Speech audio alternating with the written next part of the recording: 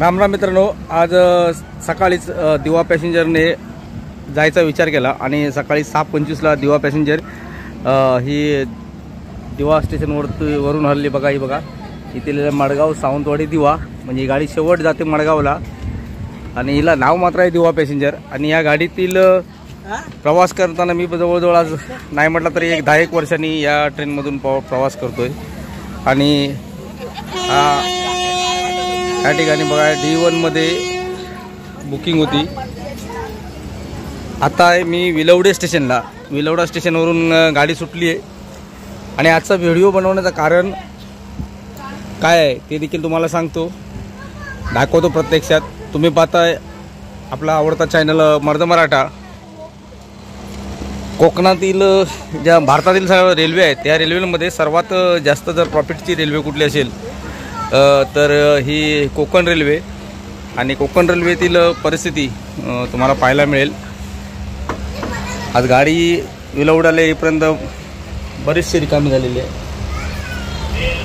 पूर्वी जशी गाडीची स्थिती होती तशी आता अवस्था राहिली नाही. या गाडीमध्ये रिझर्वेशन बोगी आहेत, AC आहेत रिझर्वेशन. आणि गाडी चांगली रत्नागिरीपर्यंत बऱ्यापैकी फास्ट असते, पण रत्नागिरीनंतर ही हळूहळू एक स्टेशन घेत मडगावकडे जाते. आता या गाडीत तुम्हाला दाखवतो. ही रिझर्वेशन कंपार्टमेंट आहे आणि रिझर्वेशन कंपार्टमेंटमध्ये आपण आता आहोत. प्रवाशांना दिल्या जाणाऱ्या सोयी कुठल्या पाहिजेत तिकीट घेतल्यानंतर, म्हणजे रेल्वेने काय पुरवलं पाहिजे प्रवाशांना हे तिकीटमध्ये, म्हणजे प्रवाशांचे कोणते हक्क आहेत काय आहेत त्याची माहिती रेल्वेच्या प्रवाशांना नसते आणि आपण कधी या गोष्टीचा विचार पण करत नाही. आणि रेल्वेकडून जर आपल्याला सुविधा पुरवल्या गेल्या नाहीत तर मग त्या सुविधा पुरवल्या जर गेल्या नाहीत तर आपण कोणाकडे कंप्लेंट करायची, काय करायचं याची आपल्याला माहिती नसते. त्याच्यामुळे आपण रेल्वेतून प्रवास करताना गपचूप प्रवास करतो. हा शिरवलीचा बोगदा लागलेला आहे. आता गाडी बोगद्यात एंटर करते बघा. हा शिरवलीचा बोगदा आहे. आणि प्रवास करताना आपण ज्यावेळी आपण पैसे भरतो सरकारला, भारत सरकारला किंवा रेल्वे डिपार्टमेंटला आपण जे पैसे देतो त्यावेळी काय केलं पाहिजे किंवा त्याच्या आपल्या आपल्याला रेल्वेने काय दिलं पाहिजे किंवा रेल्वे काय देते हे आपण कधी विचारच केलेला नसतो. इकडे पण बऱ्याच ठिकाणी गाडी खाली आलेली आहे आणि असे फेरीवाले या गोवा पॅसेंजरमध्ये नव्हे तर प्रत्येक पॅसेंजरमध्ये फिरत असतात ट्रेनमध्ये. मला दाखवत होता मी आहे D1 कंपार्टमेंटमध्ये. आणि D1 कंपार्टमेंटमध्येच नव्हे तर संपूर्ण रेल्वेमध्ये बघा हा पाण्याचा नळ आहे. या नळातून पाणी येत नाही बघा. हात धुण्यासाठी इथं पाणी असतं किंवा चूळ भरायचे लिक्विड धुवायचं झालं तर हे पाणी असतं, परंतु या ठिकाणी हे पाणी नाही आहे.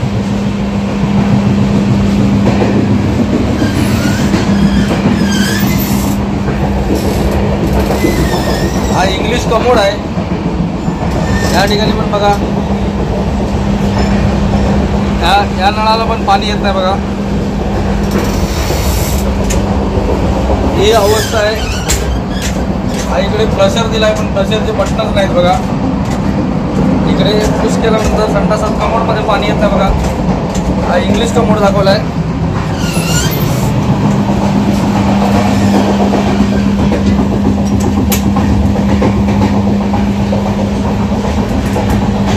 ही अस्वच्छता आपल्याला ट्रेनमध्ये बघायला मिळते बघा. ह्या ठिकाणी पण बघा पाणी नसल्यामुळे लोकांनी संडास केल्यानंतर या रेल्वेमध्ये अशी परिस्थिती पाहायला मिळते.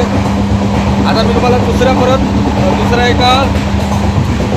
एकच नाही तर या ठिकाणी जे रिझर्वेशनचे कंपार्टमेंट आहे त्यामध्ये तुम्हाला सगळ्या पाण्याची परिस्थिती काय आहे ती दाखवतो.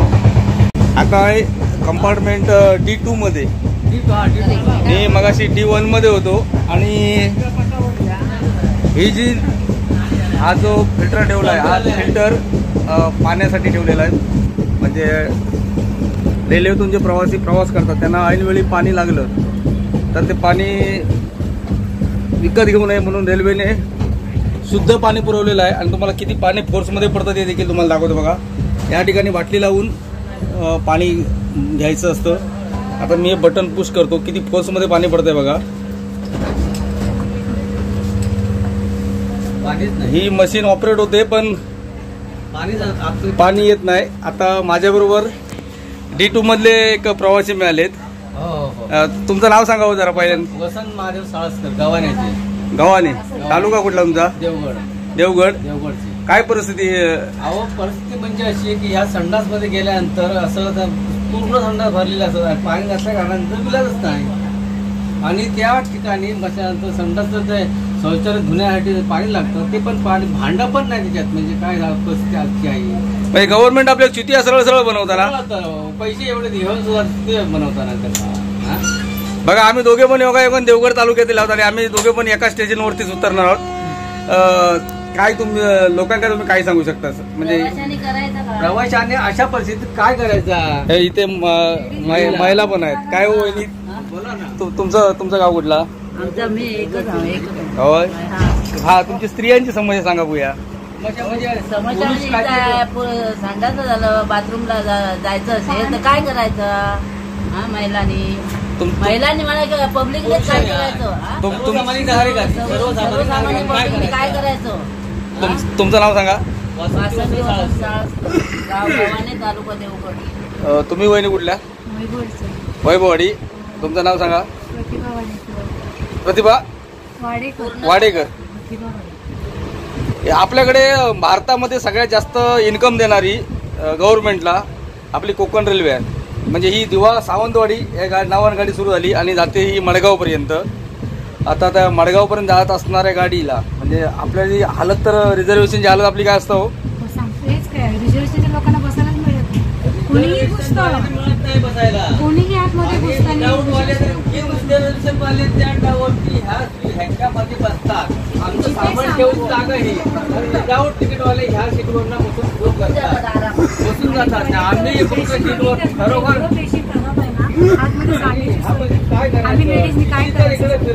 पाण्याचा तर प्रश्नच नाही. लेडीजने काय करायचं?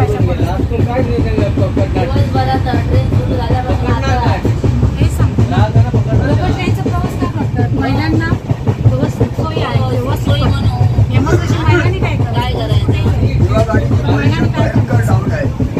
इतकी डाऊन आहे की भयंकर डाऊन आहे. कोणता अधिकारी किंवा गाडीवर लक्षात देत नाही. हो. तुम्ही काका किती वर्ष इकडे फिरताय याच्यात गाडीतून? त्याच्यात 10 ते 12 वर्ष झाली.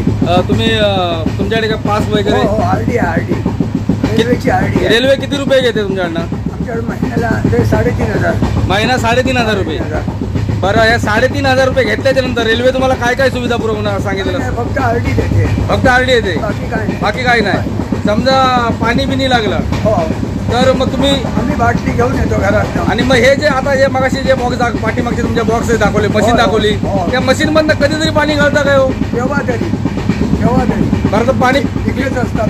पाणी पिण्याला एक असतं? नाही पिण्याचं लायक नाही. मळ असते आतमध्ये मळ असते. या मशीनमध्ये मळ आहे. ही मशीनमध्ये पिण्याचं लायक पाणी नाही. ही मशीन खराब आहे. मित्रांनो, हात कंगन को आरसी क्या और पढ़े लिखे को पारसी क्या मी सांगत असतो ना. हे बघा, हा मी आता D2 बर्थमध्ये आहे आणि D2 बर्थमधल्या प्रवाशांच्या प्रतिक्रिया आपण ऐकल्या. मगाशी त्या दोन ताईंनी आपली म्हणजे लेडीज संदर्भातली परिस्थिती काय होते ती सांगितली. आता तुम्ही तुमचं नाव सांगावं जरा. प्रकाश माले वाडेकर. तुम्ही वैभववाडी म्हणजे वैभववाडी. या रेल्वेने तुम्ही प्रवास कायम करणार प्रवासी? म्हणजे काय, मुंबईतनं जर यायचं आलं तर तुम्ही या रेल्वेने जाता की कशाने येता तुम्ही? आम्ही नेहमी रिझर्वेशन करूनच येतो. याच रेल्वेत नाही येता ना? बरं, ही येतो पण विदाऊट रिझर्वेशनवाले जे महाडखेड चिपळूणवाले आहेत ते जास्त शिरतात आणि रिझर्वेशनवाले न वापरले तर ते जेवण पासून आराम करतात. बरं, एक सांगा, ही जी वरती जी हे ठेवलेली आहे, ही सीट ठेवलेली कशासाठी? ती लगेजसाठी असते, सामानासाठी रिझर्वेशन करणाऱ्यांच्या सामानासाठी आणि परिस्थिती काय आता याची गाडी सामान न ठेवता विदाऊट वाले बसतात वर विदाउट रिझर्वेशन मध्ये सांगायला गेलं तर आम्ही काही तिकीट काढली नाही का? तिकीट काढली तर हे तुमचे हे ना इथं तुम्ही नाही बसायचं तुमचं खालचं चिठ्ठा आहे वरचं चिठ्ठा रिझर्वेशन आहे. बरोबर चर्चा केली अशी हां म्हटलं आता तुम्ही आलाय सकाळपासून लोक उठून गेले विदाऊट सगळे आणि आता तुम्ही चेक काय करणार ज्यांच्याकडे ओरिजिनल तिकीट आहे ते त्यांना चेक करणार आणि विदाऊट गेले ते काय करणार त्यांना या लोकांनी बघायला पाहिजे होतं त्यांनी बघितलं नाही. हा त्यांचे दोन भाग आहेत तिकडे रत्नागिरीच्या पुढचे टीसी वेगळे आणि इकडचे टीसी वेगळे. आता आमचं काम आम्ही केलं त्यांचं काम त्यांनी करायला पाहिजे होतं. तोपर्यंत एक महिन्याची मिळाला नाही. रत्नागिरीच्या पुढे टीसीच नाही ना. रत्नागिरी उतरली त्याच्या अगोदर एवढंच नाही त्याची त्यांचा रिझर्वेशनच नव्हतं आणि असं सगळं ते थोडे बघितल्या ना कारण दिशेला विचारलं ना ते म्हणाले ही जी 100 सीट आहे ते सर्व बुक आहेत म्हणाले. तसं खाली बसलेले विदाऊट नव्हते पण वर बसलेले असू शकते ते म्हणतात. नाही पण ते बिन रिझर्वेशनचे याच्यावरती बसतात ना. बरोबर ना. सामान आम्ही खाली ठेवतो जमिनीवर किंवा खाली टाकलं सामान. मित्रांनो यांनी जी परिस्थिती सांगितली ना सेम माझ्या बर्थमध्ये पण तीच परिस्थिती होती परंतु मी सकाळी व्हिडिओ बनवला नाही. जाऊ दे मरू दे माणुसकीच्या हिशोबाने सोडून दिला. आपला चॅनल तुम्ही पाहताय मर्द मराठा आणि जिकडे अन्याय होईल तिकडे वाचा फोडणं हे आपलं काम असतं. आणि प्रत्येक वेळी मी सांगत असतो हात कंगन को आरसी क्या पढे लिखे को पारसी क्या. तुम्हाला खोटं म्हणजे जे व्हिडिओ जे माझे व्ह्युअर्स आहेत त्यांना 100% गॅरंटी असते की मी जे दाखवतो ते सत्यात दाखवतो. आता ह्या दोन ताईंनी म्हणजे संडासची परिस्थिती काय आहे आज सांगताना खूप खेदाची गोष्ट अशी आहे की माझ्या मुलीला ज्यावेळी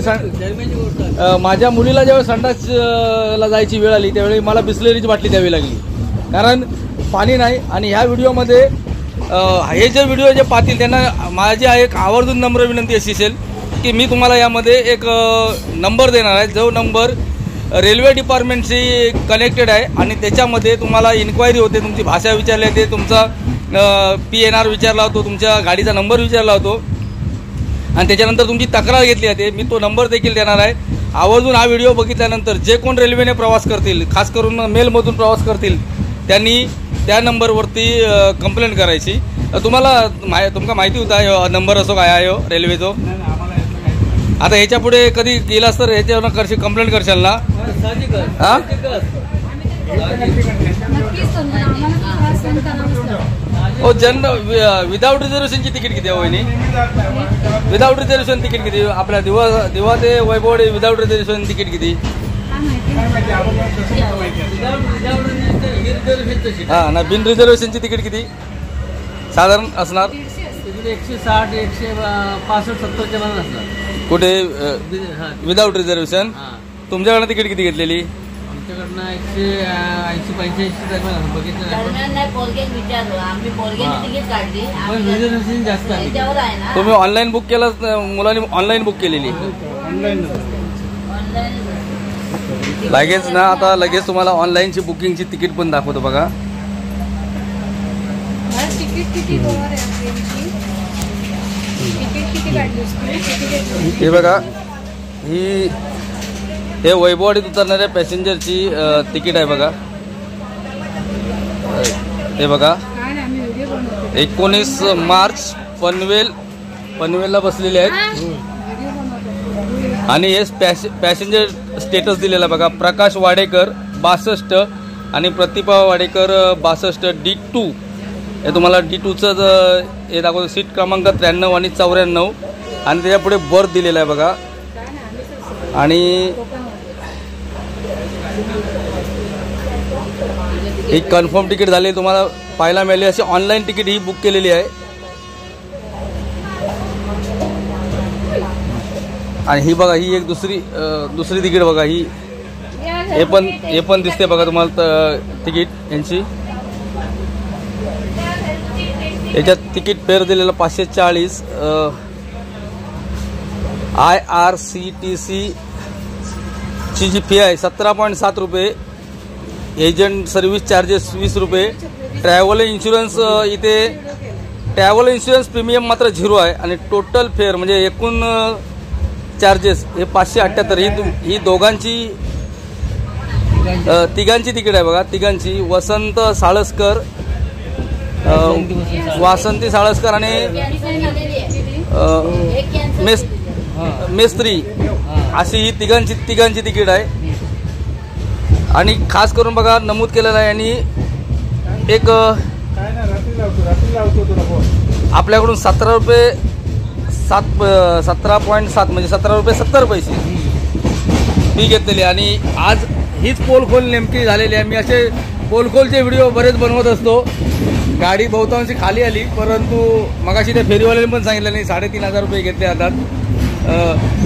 तुम्ही नंबरवरती त्या कंप्लेंट निश्चित करणार ना?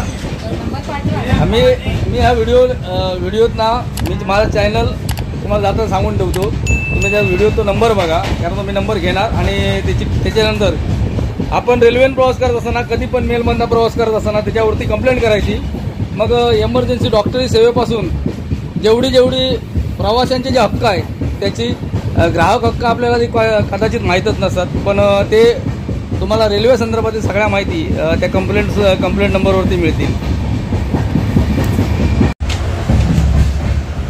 आता येतं आहे वैभववाडीचं स्टेशन, त्याच्यामुळे मी आता उतरणार आहे. परंतु रेल्वेतील परिस्थिती तुम्हाला मी दाखवली काय आहे ती. आता या बर्थमध्ये पण इकडे पुढे दाखवतो लगेच.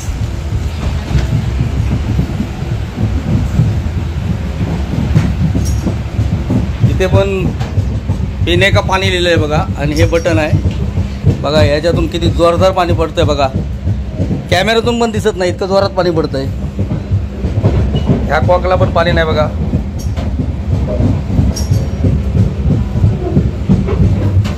आणि संडासच्या रस्त्यांची परिस्थिती बघायची झाली, हे बघा संडासांची परिस्थिती. हा फ्लशर, हे बटन फ्लशरचं आहे बघा. फ्लशरचं बटन ऑपरेट केलं आहे, पाणी येतं का बघितला. ही परिस्थिती या रेल्वे डिपार्टमेंटची आहे. हा समोर एसी कंपार्टमेंट आहे आणि तिकडे पण परिस्थिती तशीच आहे. कारण मगाशी मी गेलो होतो. आता मित्रांनो रेल्वे स्टेशन येते जवळ.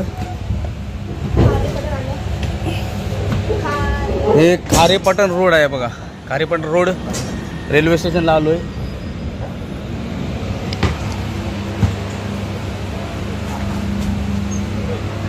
अक्षरशः कोकणी माणसाची लूट चाललेली आहे आणि या लुटीतनं कोकणी माणूस कधी आवाज उठवत नाही किंवा बोलत नाही, मुकाटपणे सण करतो. म्हणून त्याच्यावरती वारंवार अन्याय होत जातो. भारत सरकार तर रेल्वे डिपार्टमेंट कधी या गोष्टीकडे लक्ष देईल का, किंवा पब्लिकने कधी टीसींना देखील विचारलं नाही की रेल्वेत पाणी का नाही. आता मगाशी एक मी त्या टीसींना विचारलं म्हणून ही गोष्ट मला समजली.